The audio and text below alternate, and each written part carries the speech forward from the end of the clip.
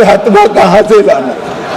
मान्यवर ये ruthless politics करते, महिलाओं को आरक्षण मिलेगा, इसका यश किसको मिलेगा, इसके लिए आप महिलाओं का आरक्षण लटका रहे हो। चुनाव में जहां जहां जाओगे इस देश की महिलाओं का आक्रोश आपको सहन करना पड़ेगा, फेस करना पड़ेगा और रास्ता भी लेगा। मान्यवर,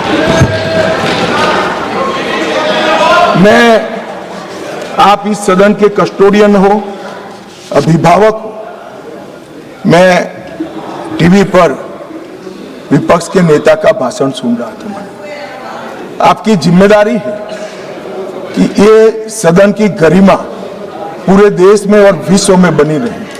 मान्यवर, ये जो भाषा है सदन की मर्यादा तोड़ने वाली, आप क्या भाषा उपयोग, कायर है, आप सरेंडर कर रहे हो, आप मुझसे डरते हो, अपशब्दों का प्रयोग होता है, असंसदीय शब्दों की भरमार लग जाती है, सदन में कोई आंख मारता है, कोई मुस्कुराकर बैठता है। मान्यवर, सदन के रास्ते पर चाय पकौड़े खाते हैं, सदन के रास्ते। ये किस प्रकार का विपक्ष के नेता का बिहेवियर, किस प्रकार की भाषा है? क्या वो समझते हैं कि ये भाषा को देश नहीं सुन रहा है? ये भाषा को देश सुन रहा है। आपकी और आपकी पार्टी दोनों का परिचय देश को हो रहा है। मान्यवर, संवैधानिक संस्थाओं का अपमान करते हैं, फ्लाइंग किस कर देते हैं, धक्का मुक्की करते हैं, बाहर जाकर बयानबाजी करते हैं कि सरेंडर हो गए।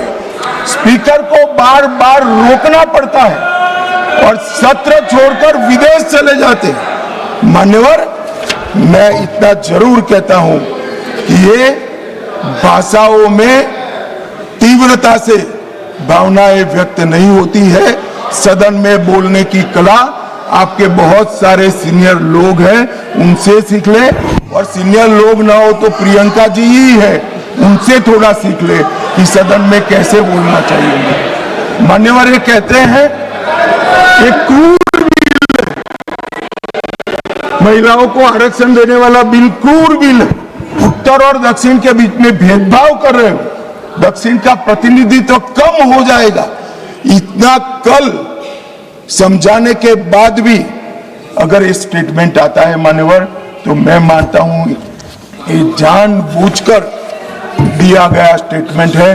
मान्यवर, मैं विपक्ष के नेता राहुल गांधी जी को, पूरी कांग्रेस पार्टी को और विपक्ष के कुनबे को इस देश का परिचय कराना चाहता हूं कि हजारों साल पहले राम सेतु बनाने के लिए जिस गिलहरी ने योगदान दिया था, वो गिलहरी को भी आज अवध्य माना जाता है इस देश में।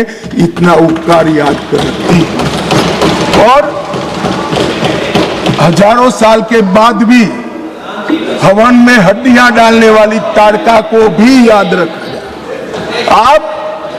आप महिलाओं को आरक्षण देने वाला एक पवित्र यज्ञ रूपी जो बिल है, इसमें विरोध की हड्डियां डाल रहे हैं।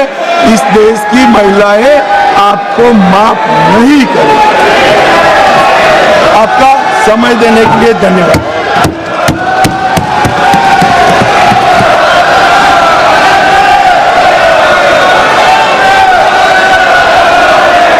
माननीय गृह मंत्री जी,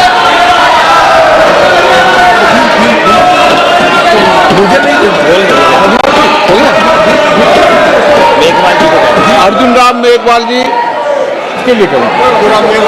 अर्जुन राम मेघवाल जी। धन्यवाद अध्यक्ष जी। आपकी अनुमति से मैं प्रस्ताव करता हूं कि भारत के संविधान का और संशोधन करने वाले विधेयक, संविधान 131वां संशोधन विधेयक 2026 पर विचार किया जाए। माननीय सदस्यगण, इससे पहले कि मैं विधेयक को विचार किए जाने का प्रस्ताव सभा के मतदान के लिए रखूं, मैं सभा को सूचित करना चाहता हूं कि संविधान संशोधन विधेयक होने के कारण इस पर मतदान मत विभाजन द्वारा होगा। लॉबियां खाली कर दी जाए।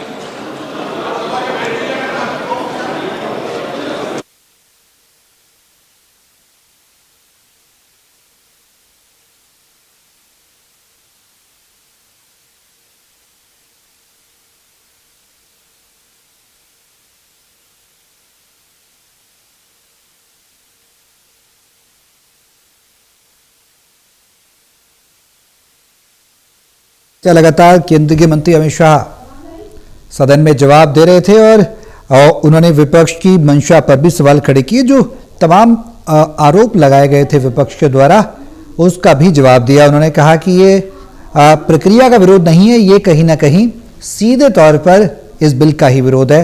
साथ ही उन्होंने कहा कि हर व्यक्ति को अधिकार देना हमारी सरकार को आता है। उन्होंने कहा कि ओबीसी की महत्ता क्या है, प्रधानमंत्री नरेंद्र मोदी को बतौर पीएम प्रोजेक्ट किया हमारी पार्टी ने, जो लंबे समय से देश की सेवा भी कर रहे हैं।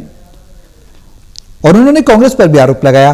गृहमंत्री अमित शाह ने कहा कि कांग्रेस हमेशा से ओबीसी विरोधी रही है। तमाम उन्होंने मंडल आयोग का भी जिक्र किया। तमाम पुराने विधेयक सदन के अंदर जो लाए गए उसका विरोध कांग्रेस ने किया। तमाम उन्होंने आरोप लगाए हैं। उन्होंने ये भी कहा कि मोदी सरकार के 40% मंत्री ओबीसी हैं। महिला आरक्षण बिल को लेकर उन्होंने कई राज्यों के मुख्यमंत्रियों के नाम भी लिए, जिसमें वसुंधरा राजे के नाम भी शामिल रहे, आनंदीबेन पटेल का नाम भी शामिल रहा।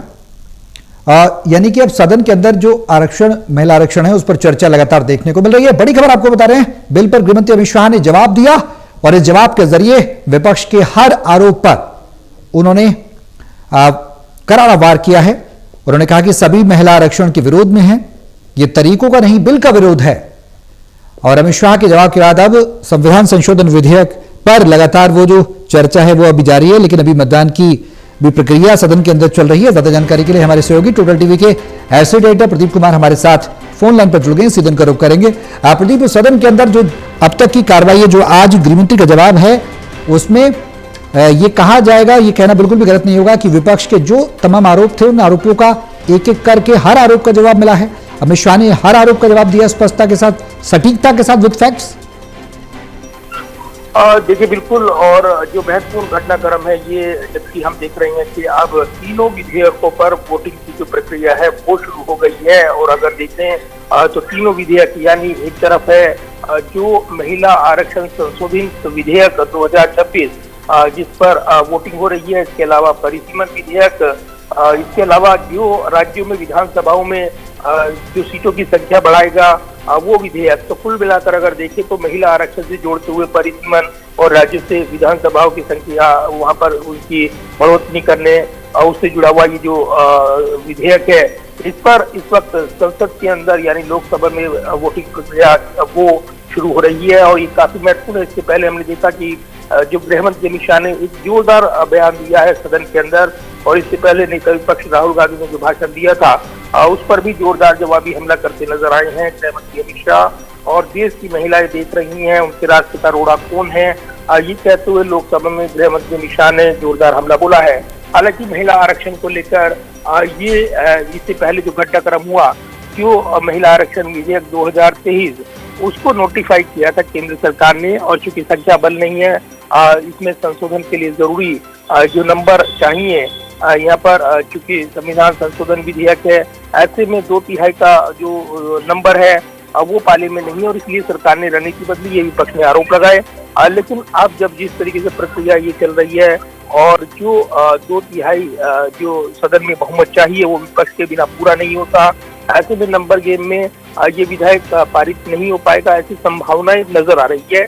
नंबर गेम कितना यहाँ पर रहेगा ये देखना होगा। लेकिन संसद का जो विशेष सत्र की बैठक है, ये चूंकि बजट सत्र चल रहा था 2 अप्रैल को जब वो स्थगित हुआ था, उसको अनिश्चित काल के लिए स्थगित नहीं किया गया था, और इसके बाद 16, 17, 18 तारीख तय की गई थी, और इसके बाद ये जोरदार चर्चा रही है। तो देखिए, और इसके बाद अब महासचिव मतदान की प्रक्रिया के बारे में बताएंगे।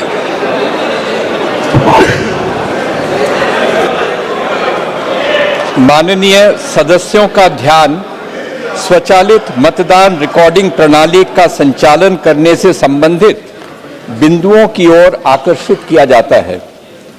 प्रत्येक माननीय सदस्य को मत विभाजन आरंभ होने से पूर्व अपना स्थान ग्रहण करना चाहिए और इस प्रणाली का संचालन उस स्थान से ही करना चाहिए।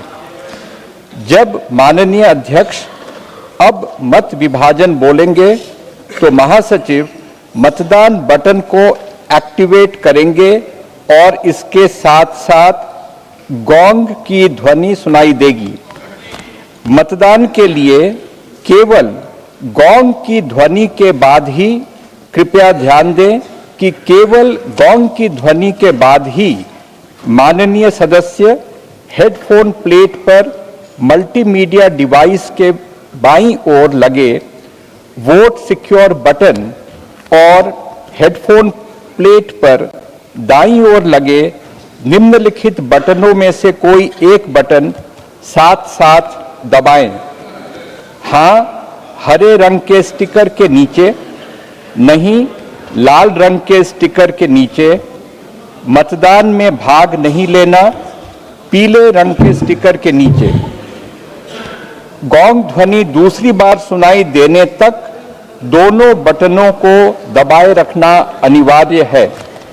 माननीय सदस्य कृपया नोट करें कि उनके मत दर्ज नहीं होंगे यदि बटनों को पहली गोंग ध्वनि सुनाई देने से पहले दबा दिया जाता है या दोनों बटनों को दूसरी गोंग ध्वनि सुनाई देने तक एक साथ दबाकर नहीं रखा जाता है।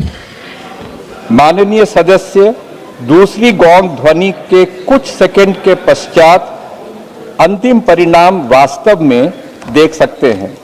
माननीय सदस्य माननीय अध्यक्ष के आसन के किसी भी तरफ संस्थापित व्यक्तिगत परिणाम डिस्प्ले बोर्डों पर, मल्टीमीडिया डिवाइस पर और हाँ, नहीं, मतदान में भाग नहीं लेने वाले बटन जैसा भी मामला हो पर अपने मत की जांच कर सकते हैं। मत दर्ज नहीं होने की दशा में अथवा यदि कोई सदस्य अपने मत में परिवर्तन करना चाहते हैं तो वे पर्ची के माध्यम से मतदान की मांग कर सकते हैं। अंग्रेजी में Kind attention of honorable members is invited to the points in the operation of the automatic vote recording system. Before a division starts, every honorable member should occupy his or her own seat and operate the system from that seat only. When the honorable speaker says, "Now division," the Secretary General will activate the voting button and a gong sound will be heard simultaneously. For voting, only after the sound of the gong, repeat, only after the sound of the gong, honorable members may simultaneously press the vote secure button towards the left side of the multimedia device on the headphone plate and any one of the following buttons fixed on the right side of the headphone plate. For yes, below green color sticker, no, below red color sticker, abstain below yellow color sticker. It is essential to keep both the buttons pressed till another gong is heard. Honorable members may please note that their votes will not be registered if buttons are kept pressed before the first gong or both buttons are not kept simultaneously pressed till the second gong. Honorable members can actually see the final result after a gap of a few seconds after the second gong. Honorable members can check their vote on individual result display boards installed on either side of Honorable Speaker's chair, the multimedia device, and also on the yes, no, abstain button as the case may be. In case vote is not registered or if any member wishes to change their vote, they may call for voting through slips.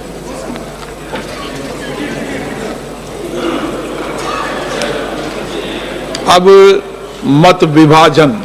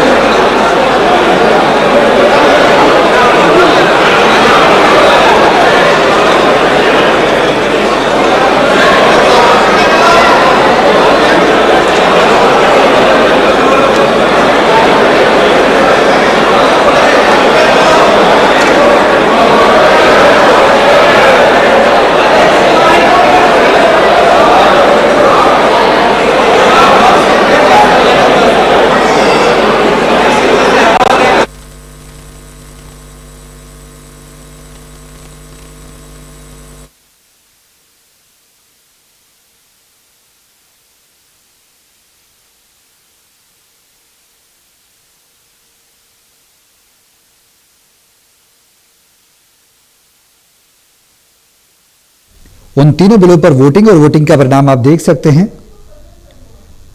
278, और जो knows हैं जो इसके विपक्ष में 211, और जो voted है टोटल 489 वोटेड हुए हैं। महिला आरक्षण से जुड़े तीनों बिलों पर वोटिंग लगातार जारी है, और ये जो वोटिंग हुई है उसके परिणाम आपने टेलीविजन सेट्स पर देखे। बेहद अहम बिल हैं जिसमें महिलाओं के अधिकार देने की बात, भारत में आधे ज्यादा आबादी को, महिला आबादी को जो अधिकार दिए जा रहे हैं वो बात बीजेपी की तरफ से कही गई है। परिसीमन विधेयक है, इसमें बेहद महत्वपूर्ण है। संविधान संशोधन विधेयक है वो भी बेहद महत्वपूर्ण है, और 131वां संशोधन विधेयक है।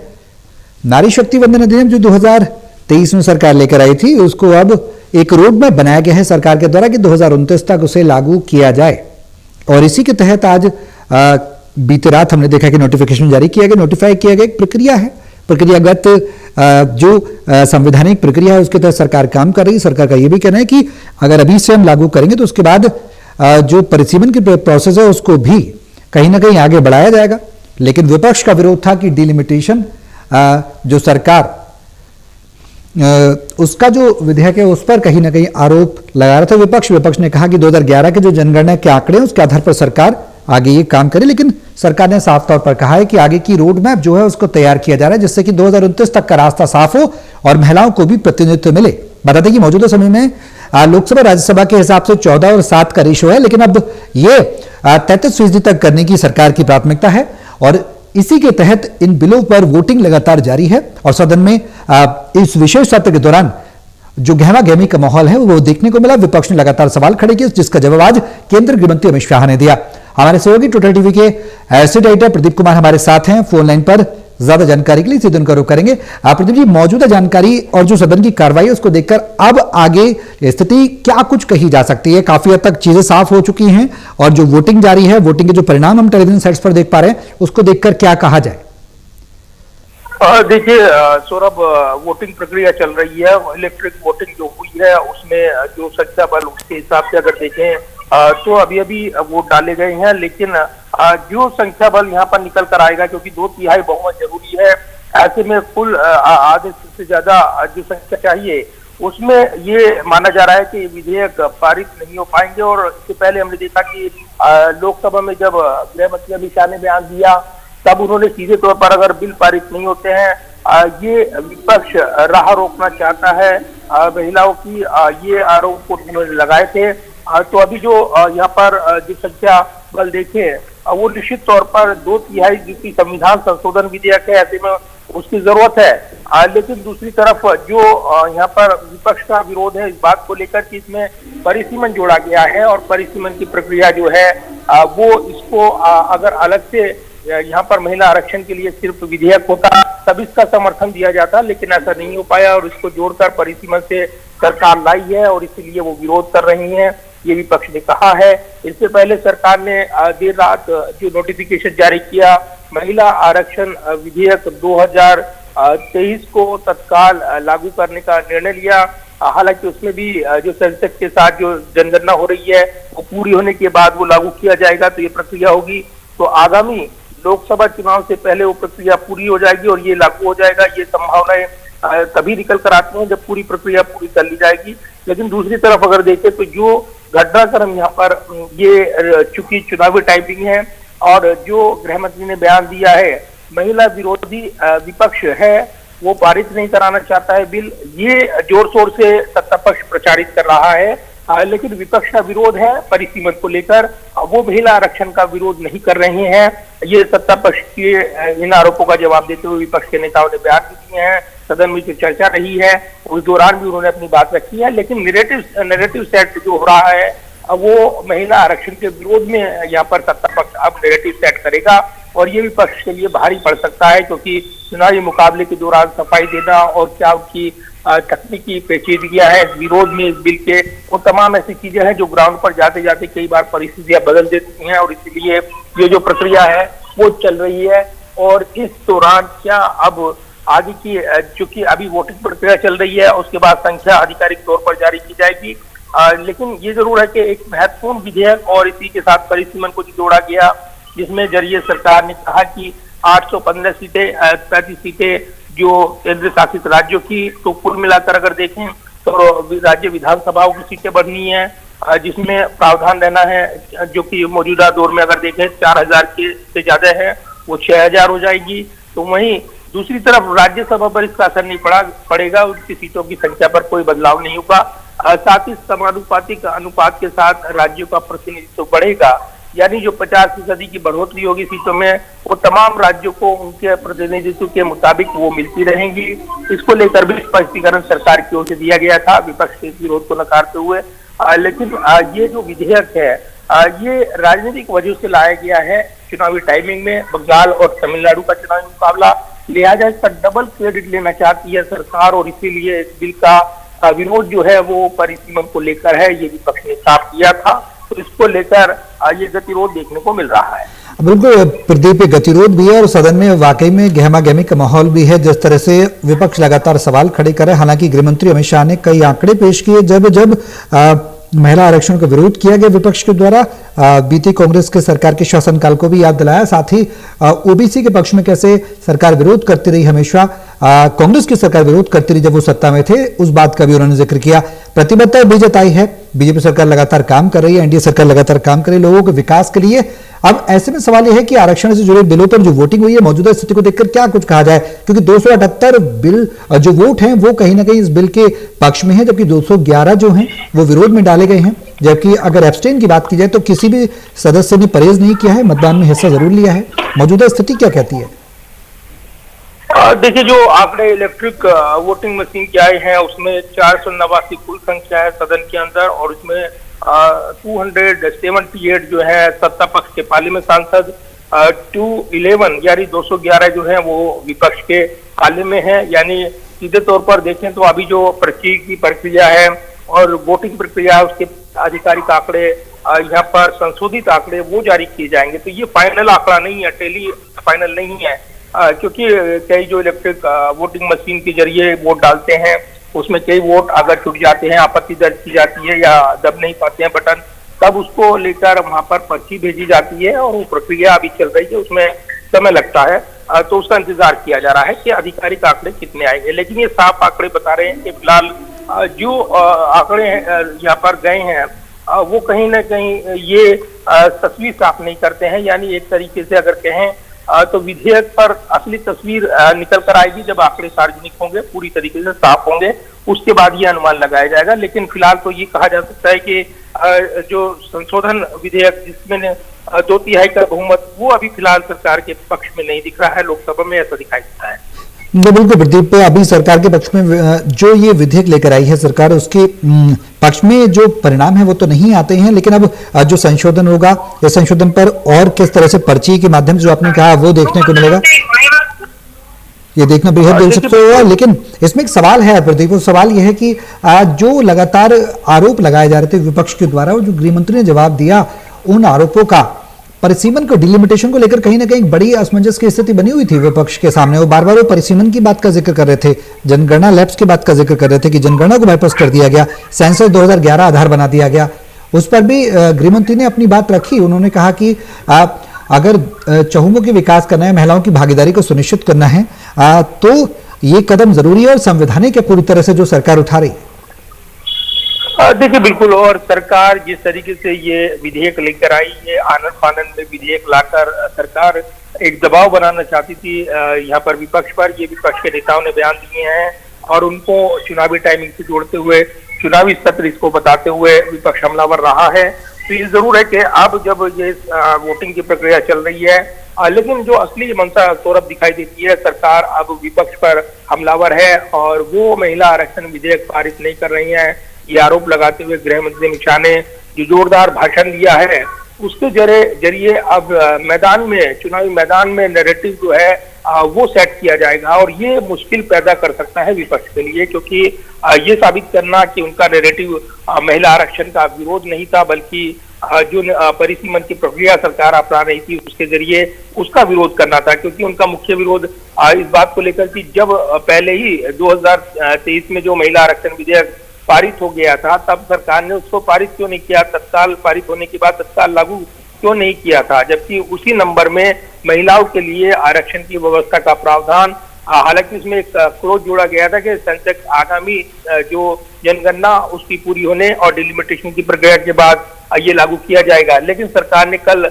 देर रात जैसे ही ये नोटिफिकेशन जारी किया उससे ये तस्वीर साफ हो गई। विपक्षी नेताओं ने आरोप लगाया कि अब जब आनंद फानंद में इसको पारित किया गया है पुराने विधेयक को, तो सरकार इसके जरिए ये चाहती है कि वो मान चुकी है कि उसके पास नंबर नहीं है और इसलिए ये विधेयक जो संशोधित विधेयक वो लेकर आ रहे हैं वो पारित नहीं होगा और इसलिए पहले विधेयक को ही उन्होंने तत्काल लागू कर एक पॉलिटिकल मैसेज दे दिया कि वो तो लागू कर रहे हैं, लेकिन इसमें संशोधन जो सुझाए गए हैं परिसीमा जोड़ते हुए, सेंसेक्स की प्रक्रिया जोड़ते हुए, उसको अगर ये मंजूरी नहीं मिल रही है तो सत्ता पक्ष अब विपक्ष पर ये नैरेटिव सेट करेगा कि उसने महिला आरक्षण बिल का विरोध किया है। अब विपक्ष को ये साबित करना है कि उनका विरोध इस बात को लेकर था। ये अब मुद्दे जो हैं बदल जाएंगे इस चुनाव में मुकाबले में, पश्चिम बंगाल के चुनावी मुकाबले में अब विपक्ष को सफाई देनी होगी। जबकि हम देख रहे हैं कि बंगाल की एक बड़ी लड़ाई जो है बीजेपी और टीएमसी के बीच बनकर उभर रही है। अपनी अपनी सीट पे बैठिए प्लीज, प्लीज अपनी सीट पे बैठिए।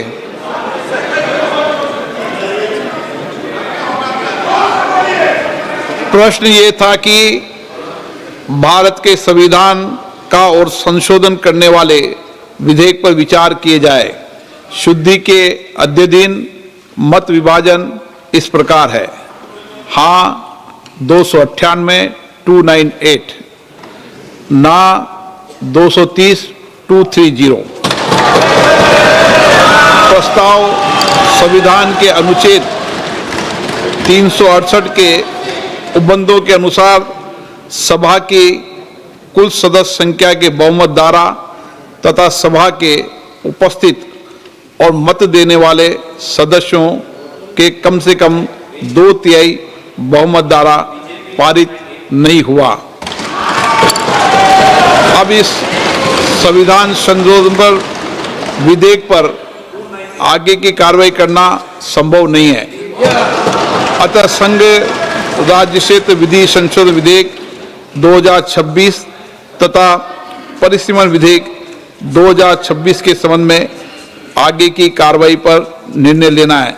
माननीय संसदीय कार्य मंत्री जी। Honorable Speaker, sir, besides the Constitution 131st Amendment Bill, we have two other bills, namely the Union Territories Laws Amendment Bill 26 and the Delimitation Bill 2026, which are intrinsically interrelated with the Constitution 131st Bill. So it cannot be viewed from the isolation. इस दृष्टि से माननीय सभापति महोदय, जो नतीजा आया है, ये इतना ऐतिहासिक और महत्वपूर्ण बिल पर देश का महिलाओं को अब सम्मान अधिकार देने का जो बिल है, उसको विपक्ष ने साथ नहीं दिया। बहुत खेद की बात है और इस ऐतिहासिक पल को आप अपना एक मौका था आपने गंवाया है। आदरणीय नरेंद्र मोदी जी के नेतृत्व में महिलाओं को जो सम्मान देने का, अधिकार देने का हमारा अभियान जारी रहेगा और हम अधिकार दे के ही रहेंगे आगे। अब सभा की कार्रवाई आगे दो शेष जो बिल्स है उसको आगे नहीं बढ़ाने का मैं अनुरोध करता हूं। सभा की कार्रवाई कल दिनांक 18 अप्रैल 2026 को प्रातः 11 बजे तक के लिए स्थगित की जाती है। तो महिला आरक्षण से जुड़े बिलों पर लगातार वोटिंग हो रही थी। जो परिणाम आए हैं वो 298, जबकि जो मौजूदा संख्या थी वो 326 के आसपास थी, लेकिन 230 सदस्यों ने इसके विरोध में मतदान किया है। जो अब वो बिल जो महिला आरक्षण का था, जो सरकार के द्वारा लाया गया था, वो फिलहाल गिर गया है और आगे के दो बिल और थे, जिसमें कि कहीं ना कहीं यूटी संशोधन बिल था और उसको लेकर अब कहीं ना कहीं केंद्रीय जो संसदीय कार्य मंत्री किरेन रिजिजू, उन्होंने उन्हें आगे प्रस्तावित करने का नहीं कहा। उन्होंने कहा कि अब आगे प्रस्ताव सरकार नहीं कर रही, लेकिन यह बात उन्होंने जरूर दोहराई कि जो है महिलाओं को, देश की महिलाओं का नेतृत्व दोनों सदनों में हो, यह बात सरकार दोहराती है और फिर से उसके प्रति काम करेगी। तीनों बिलों पर वोटिंग हुई है लोकसभा में, लेकिन इस बीच जो परिणाम है वो परिणाम इस बिल को पारित नहीं करा पाए क्योंकि विपक्ष ने 230 मत विरोध भी किए डाले, जिसके चलते यह बिल गिर गया। 131 संविधान संशोधन बिल पर वोटिंग और परिणाम अब आपके सामने हैं। सरकार ने प्रतिबद्धता जताई है कि महिला आरक्षण पर सरकार प्रतिबद्ध है। पूर्ववर्ती समय की भी याद दिलाई। उन्होंने इस बात का खेद भी व्यक्त किया केंद्रीय संसदीय कार्य मंत्री किरेन रिजिजू ने कि सरकार का साथ नहीं दिया विपक्ष ने। यह बेहद ही खेद की बात है। महिलाओं को बराबर मुख्य धारा में सरकार लाना चाहती थी, लेकिन विपक्ष ने उसे कहीं ना कहीं गिरा दिया गया है। अब आगे जो दो बिल थे, जिसमें संविधान संशोधन बिल था और यूटी संशोधन बिल था, उसको भी आगे प्रस्ताव नहीं किया है सरकार ने। यह बात केंद्रीय जो संसदीय कार्य मंत्री हैं किरेन रिजिजू की तरफ से कही गई है सदन के अंदर। अब बिल पास नहीं हुआ है, महिला आरक्षण बिल गिर गया है। ज्यादा जानकारी के लिए हमारे सहयोगी प्रदीप कुमार हमारे साथ फोन लाइन पर हैं, सीधे उनका रुख करेंगे। प्रदीप, परिणाम सामने हैं, सबके सामने हैं। महिला आरक्षण पर विपक्ष का सहयोग नहीं मिला है सरकार को।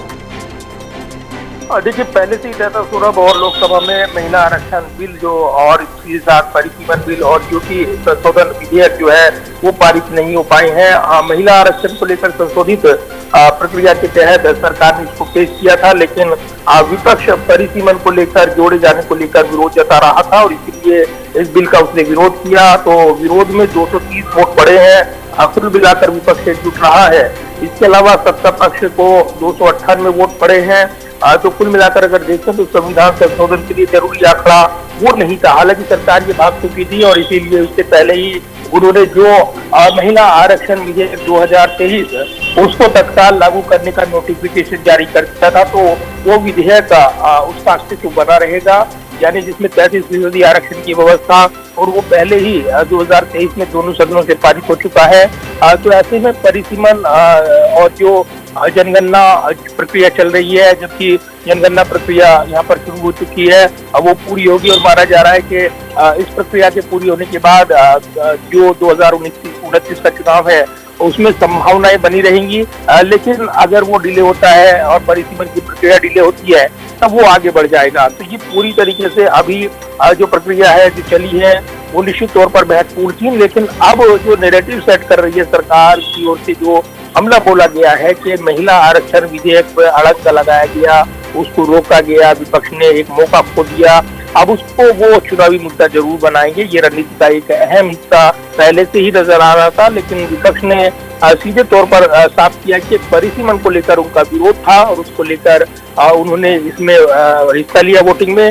महिला आरक्षण बिल का विरोध नहीं था, जिसको सरकार ने इससे जोड़ते हुए इसको पेश किया था और इसीलिए वो इस बिल का विरोध कर रहे थे। तो फिलहाल अब अपने अपने नैरेटिव में वो कितनी फील्डिंग सेट करता है चुनावी मैदान में, ये बड़े सवाल रहेंगे। फिलहाल एक बड़ी लड़ाई अब शुरू हो जाएगी ये कहा जा रहा है, क्योंकि राजनीतिक तौर पर अब जो सत्ता पक्ष बीजेपी और उनके जो एनडीए के दल हैं वो इस बिल को, महिला आरक्षण बिल के खिलाफ बड़ी वोटिंग को आधार बनाते हुए अब विपक्ष को खिलाफ एक बड़ी मुहिम खड़ी करेंगे कहा जा रहा है। और इसलिए इससे पहले इस बिल पर समर्थन को लेकर प्रधानमंत्री का जो भाषण रहा उसमें भी उन्होंने कहा क्रेडिट की बात नहीं है, मैं आपको क्रेडिट देने के लिए तैयार हूँ, आपके फोटो छिपकाने के लिए तैयार हूँ, आप इसका समर्थन करें, पूरा क्रेडिट उन्होंने इस पर रखा था।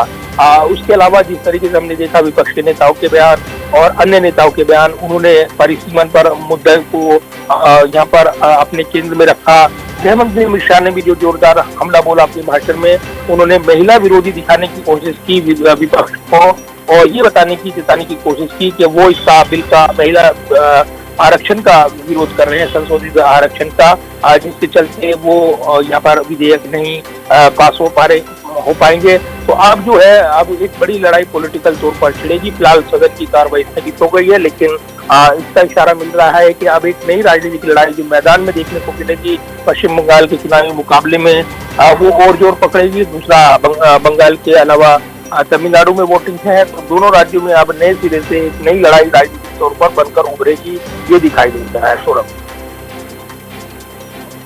बात है क्योंकि दो राज्यों में विधानसभा चुनाव है और ये कहना भी गलत नहीं होगा कि अगर ये बिल पारित होता, विपक्ष समर्थन देता, तो भी पार्टी जो सत्ताधारी पार्टी है उसके पक्ष में स्थिति बनती। लेकिन अब जब गिर गया ये बिल तो भी पक्ष में बनी है। इस बात से भी इनकार नहीं किया जा सकता, क्योंकि महिला आरक्षण समर्थन का जो दावा सरकार कर रही है, उससे ये जरूर प्रोजेक्ट करने की कोशिश की जाएगी आगामी विधानसभा चुनाव में कि महिलाओं के समर्थन में, महिलाओं के चहुमुखी विकास में, सबके साथ भागीदारी को लेकर सरकार चलने के लिए प्रतिबद्ध है। लेकिन विपक्ष नहीं चाहता, जो हमेशा से मंशा रही है विपक्ष की। जो बात गृह मंत्री ने सदन के अंदर भी कही, वो बात भी कहीं ना कहीं पुष्ट होगी जब भी बिल गिरा है।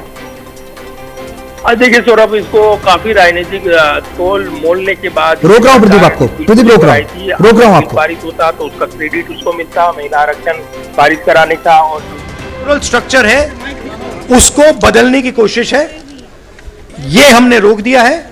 और मैं अभी कह रहा हूं, प्रधानमंत्री से कह रहा हूं, अगर आप महिला बिल चाहते हैं, 2023 का महिला बिल निकालिए, उसका इंप्लीमेंटेशन आज से करिए, और पूरा का पूरा ऑपोजिशन 100% आपको समर्थन देगा, और महिला बिल हम इमीडिएट इंप्लीमेंटेशन करा देंगे। Thank you. 16 का जिक्र आपने किया था, क्या है? देखा मोदी जी का चेहरा, देखा आपने? 16 का क्या मतलब है? कॉन्स्टिट्यूशन पर अटैक था, संविधान पर आक्रमण था, और इसको हमने हरा दिया है, तो अच्छी बात है। सर, जो सरकार कह रही है कि महिलाओं का पर जो है विपक्ष को हमने ऊपर ये बोला है, हमने क्लियरली बोला है कि ये महिला बिल नहीं है, ये हिंदुस्तान का राजनीतिक जो स्ट्रक्चर है, इलेक्टोरल स्ट्रक्चर है, उसको बदलने की कोशिश है, ये हमने रोक दिया है। और मैं अभी कह रहा हूं, प्रधानमंत्री से कह रहा हूं, अगर आप महिला बिल चाहते हैं, 2023 का महिला बिल निकालिए, उसका इंप्लीमेंटेशन। तो राहुल गांधी को आपने सुना, वो कह रहे थे कि हमने रोक दिया सरकार को, महिला आरक्षण बिल नहीं है ये कहीं ना कहीं जो संविधान का और जो राजनीतिक फायदा पहुंचाने के लिए पार्टी अपनी रूपरेखा तैयार कर रही थी, उसको आधार बनाकर ही बीजेपी ये कर रही है, एनडीए ये कर रही है, उसको फिलहाल रोक दिया गया है। यानी कहीं ना कहीं जो प्रोसेस है उसको लेकर लगातार विपक्ष सवाल खड़े कर रहा है। उन्होंने ये भी दोहराया राहुल गांधी ने कि महिला आरक्षण के विरोध में वो नहीं है, लेकिन जो तरीका अपनाया गया है वो कहीं ना कहीं सरकार का गलत है। ये फिर गाड़ी थमी रह गई, लगता कोशिश में कुछ कमी रह गई होगी। और हम महिला आरक्षण के पक्ष में हैं, महिलाओं को आरक्षण मिले, उनको सुरक्षा मिले, उनका सम्मान बढ़े, उनको स्थान मिले, और लोकतंत्र में जो उनको स्थान मिलना चाहिए उसके पक्ष में है। सर, कहा जा रहा है कि महिला एक तरीके से लास्ट में बोला कि महिला विरोध समाजवादी पार्टी या विपक्ष ने कोई भी महिला आरक्षण को लेकर के विरोध नहीं किया, लेकिन उसके साथ जो महिलाओं का हक अधिकार को हरण करना चाहते थे, वो लक्ष्मण रेखा ऐसी खींची विपक्ष ने, उस लक्ष्मण रेखा के बाहर नहीं आ पाए। तो अखिलेश यादव को आप सुन रहे थे। अखिलेश यादव ने साफ कहा कि उन्होंने भी वही बात दोहराई जो राहुल गांधी ने कही कि महिला आरक्षण के विरोध में वो नहीं है, लेकिन जो तरीका है वो सरकार का गलत है। वो कहीं ना कहीं राजनीतिक फायदे को हासिल करने के लिए सरकार लेकर आई है। जो चुनाव हैं, विधानसभा चुनाव, उनमें राजनीतिक मंशा जो थी वो सरकार की ठीक नहीं थी, ये लगातार विपक्ष कहता रहा है, और वो आप सुन भी रहे हैं राहुल गांधी को, फिर अखिलेश यादव को। ये तमाम पूरा विपक्ष यही सवाल उठा रहा है कि सरकार की मंशा ठीक नहीं थी, महिला आरक्षण के विरोध में वो नहीं है। लेकिन अब समर्थन नहीं मिला, इस बिल को, गिर गया ये बिल, और इसके साथ ही जो अन्य 2 संशोधन बिल थे वो भी पास नहीं हुए। 131 संविधान संशोधन, यूटी संशोधन बिल, वो भी गिर गए।